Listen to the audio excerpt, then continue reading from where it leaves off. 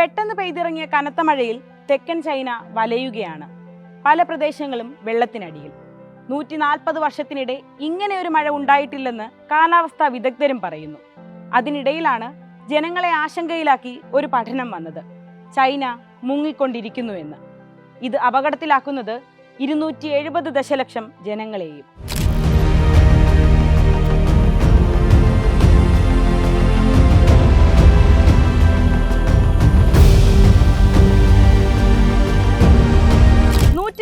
കോടി ജനങ്ങളുള്ള China, India കഴിഞ്ഞാൽ ജനസംഖ്യയിൽ രണ്ടാമത് നിൽക്കുന്ന രാജ്യം. ഇങ്ങനെയുള്ള ചൈനയുടെ പ്രധാന നഗരങ്ങളിൽ പകുതിയിലധികവും മുങ്ങി താഴ്ന്നുകൊണ്ടിരിക്കുന്നു എന്നാണ് സയൻസ് ജേണലിൽ പ്രസിദ്ധീകരിച്ച പഠനത്തിൽ പറയുന്നത്.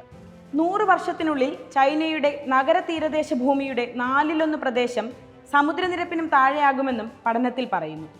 ചൈനയുടെ തലസ്ഥാനമായ ബെയ്ജിംഗ് ഉൾപ്പെടെയുള്ള നഗരങ്ങളാണ് ഇങ്ങനെ മുങ്ങിത്താഴുന്നത്. 2015-2022 കാലഘട്ടം നോക്കിയാൽ നഗരപ്രദേശങ്ങളുടെ 45% പ്രതിവർഷം 3 മില്ലിമീറ്ററിൽ കൂടുതൽ വേഗത്തിൽ താഴുന്നു. നഗരപ്രദേശങ്ങളുടെ 16% പ്രതിവർഷം 10 മില്ലിമീറ്ററോളവും താഴുന്നുണ്ട്. ഇക്കാലയളവിൽ 2 ദശലക്ഷത്തിലധികം ജനസംഖ്യയുള്ള നഗരങ്ങളിലാണ് ഗവേഷകർ പഠനം നടത്തിയത്. ഇതിന് കാരണം എന്താണ്? നഗരങ്ങളുടെ എണ്ണം വർദ്ധിക്കുന്നു, നഗരപ്രദേശങ്ങളിലെ കെട്ടിടങ്ങളുടെ ഭാരം വർദ്ധിക്കുന്നു, സമുദ്രനിരപ്പ് ഉയരുന്നു, ജലചൂഷണം കൂടുന്നു. ഇവയൊക്കെയാണ് പ്രധാന കാരണങ്ങളായി ഗവേഷകർ ചൂണ്ടിക്കാട്ടുന്നത്.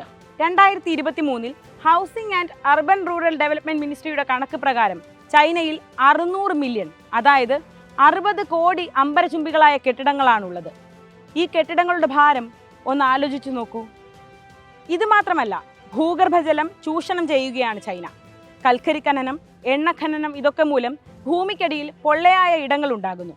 ഇതുമൂലം ഭൂമി താഴുന്നു. ഭൂമിയിൽ പിളർപ്പുണ്ടാകാനും കാരണം ഇതുതന്നെയാണ്.